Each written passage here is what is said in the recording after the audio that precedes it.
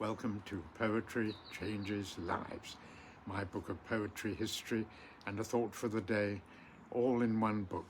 Here's the book in paperback. It's a hardback version as well. There are not many books actually that combine a little bit of history, on this day such and such happened, with a poem and a thought for the day. I think my book's fairly unique, and it makes a very nice present, I think, to give to anyone. It's pretty harmless, really. And a lot of people quite like a bit of poetry each day. Well, I'll give you an example of what's in the book. On this day in 1903, the very great American poet Langston Hughes was born. He was of mixed race, born, I think, in the South of America, and went to New York fairly young and became very influential in the Harlem Renaissance, that huge outpouring of creative talent, poetry, painting, music, theatre that occurred in New York City, in Harlem, and up at the top end of Manhattan Island. And Langston Hughes wrote novels as well as poetry. Some of his poetry he called jazz poetry. He was very proud of being an African American and very much dreamt of racial equality at a time in the 1930s when, to an awful lot of Americans, the idea of such a thing as racial equality was totally, alien to many, many people. He could be said to be a real founding father of the NAACP, the National Association for the Furtherance of Colored People, and he has a lot that people should be grateful for, Langston Hughes. He went to the Soviet Union several times and was very highly regarded there. His kind of philosophy of racial equality and all that sort of thing was very much approved of by the Soviets, and he wrote some beautiful poetry about racial equality, and that was his big dream. He wrote that wonderful poem simply called Harlem, that begins, what happens to a dream deferred.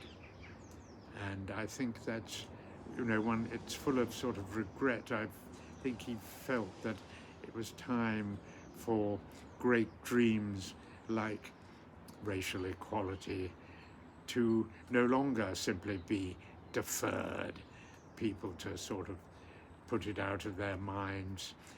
He felt that racial equality needed to be shouted about, and he wrote, as I say, many very fine poems on that subject. If you don't know the work of Langston Hughes, I very much recommend him to you. And to research the whole Harlem Renaissance movement, it's remarkable. There are so many wonderful. Frank Horn is another very fine poet. I'll think of a few others in a minute, but that's all I can think of at the moment. I'm going to read a poem today about dreams, and there was a lot of dreaming involved in the Harlem Renaissance, of course, but this is a different kind of dream by a different kind of person, but I think it's very, very beautiful too. This is by Englishman Thomas Lovell Beddoes, who sadly killed himself. He became very depressed. He was a bit of a drug taker. He was a medical doctor and had access to a lot of drugs, and sadly he took a bit too much and killed himself in his early 40s, I think. in Switzerland. But he wrote some heart-stoppingly beautiful poems, I think. He's one of those poets of the late 19th century who I think we should revisit, because he's not that well known and recognized these days, but I think he is right up there with all the greats of the 19th century, Wordsworth and Tennyson. Thomas Lovell Beddoes wrote beautiful poetry. See what you think of this, Dream-Pedlary, all about dreams. I think this is very lovely imagery.